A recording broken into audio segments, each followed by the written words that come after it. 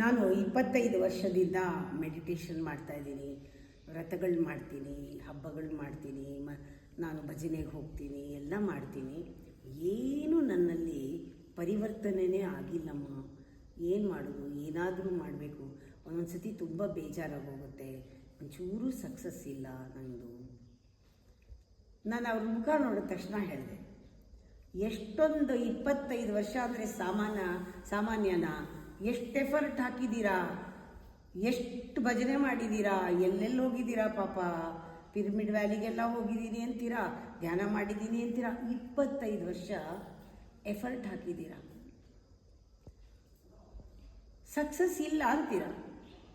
ಅಂದರೆ ನೀವು ಸಕ್ಸಸ್ಸು ಒಂದು ದಿಕ್ಕಲ್ಲಿದೆ, ನೀವು ಇನ್ನೊಂದು ದಿಕ್ಕಲ್ಲಿ ಹೋಗ್ತಾ ಇದ್ದೀರಾ ಅನ್ಸಲ್ವಾ? ನೀವು ಸಾಧನೆ ಮಾಡ್ತಾ ಇದ್ದೀರಾ, ಎಫರ್ಟ್ ಹಾಕಿದ್ದೀರಾ, ಆದರೆ ವಿರುದ್ಧವಾದ ದಿಕ್ಕಿನಲ್ಲಿ ಹೋಗ್ತಾ ಇದ್ದೀರಾ. ನೀವು ಎಫರ್ಟ್ಗಿಂತ ನಿಮಗೆ ಎಷ್ಟು ಎಫರ್ಟ್ ಹಾಕಿದ್ರಿ ಅಂತ ಯಾರೂ ಕೇಳಲ್ಲ. ಎಫರ್ಟ್ಗಿಂತ ಯಾವ ದಿಕ್ಕಿನಲ್ಲಿ ಪ್ರಯಾಣ, ಎಫರ್ಟ್ ಬಗ್ಗೆ ಬೇಡ. ರೈಟ್ ಡೈರೆಕ್ಷನ್ನಲ್ಲಿ ಹೋಗ್ತಾ ಇದ್ದೀರಾ? ಇಲ್ಲ, ಹೊರಮುಖವಾಗಿ ಹೋಗ್ತಾ ಇದ್ದೀರಾ. ಹೊರಗಡೆ ಸಾಧನೆ ಮಾಡ್ತಾ ಇದ್ದೀರಾ, ಹೊರಗಡೆ 10 ಸತಿ ಹೋಗ್ತಾ ಇದ್ದೀರಾ. 25 ವರ್ಷದಿಂದ 24 ಕಡೆ 28 ಮಾಡ್ತಾ, ಇಷ್ಟು ಸತಿ ಮಾಡಿದೆ, ಅಷ್ಟು ಲಕ್ಷ ಮಾಡಿದೆ, ಇಷ್ಟು ಮಾಡಿದೆ ಅಂತ ಲೆಕ್ಕ ಇಟ್ಕೊಂಡು ಹೊರಗಡೆ ಎಫರ್ಟ್ ಹಾಕ್ತಾ ಇದ್ದೀರಾ. ಎಫರ್ಟ್ ಯಾರಿಗೆ ಬೇಕ್ರಿ? ನಿಮ್ಮ ದಿಕ್ಕು ನೋಡ್ಕೊಳ್ರಿ. ರೈಟ್ ಡೈರೆಕ್ಷನ್ ಏನು ಮಾಡಬೇಕು? ಹೋಗ್ತಾ ಇರೋದಕ್ಕೆ ಆಪೋಸಿಟ್ ತಿರುಗ್ರಿ.